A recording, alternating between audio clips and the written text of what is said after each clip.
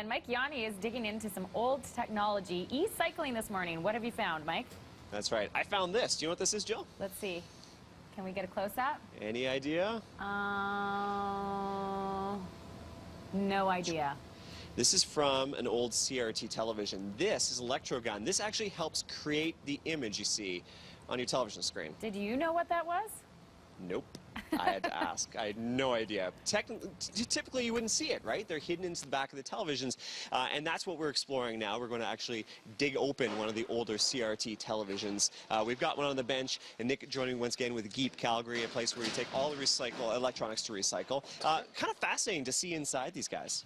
There is so many components in electronics.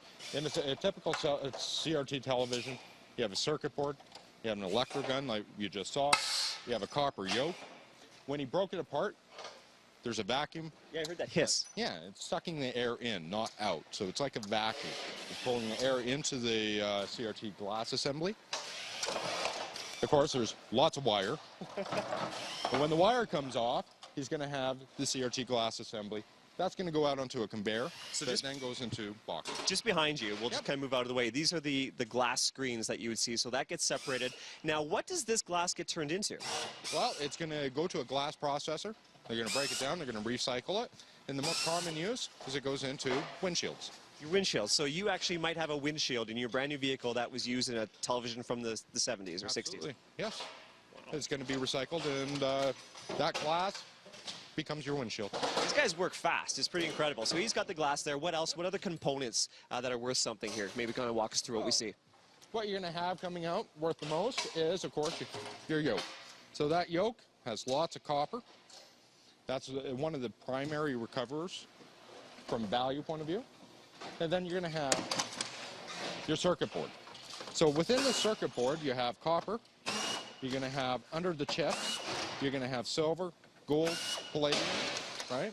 Even gold. Even gold, right? That's what transmits the electronic signals that create the image that goes onto the screen, right? So a little bit more work with televisions than a hard drive where you just throw it through a shredder. There's no shredder for televisions. There's no shredder for televisions because of the glass, right? So this glass is going to be taken out separately, right?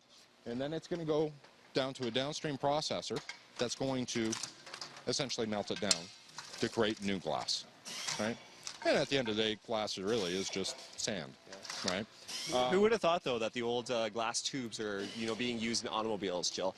Fascinating to see all the work going on here, and it's amazing to see how fast they can tear these TVs apart. It's like they've done it once or twice. Good job. Thanks very much, Mike Yawney and his element this morning doing some e-cycling.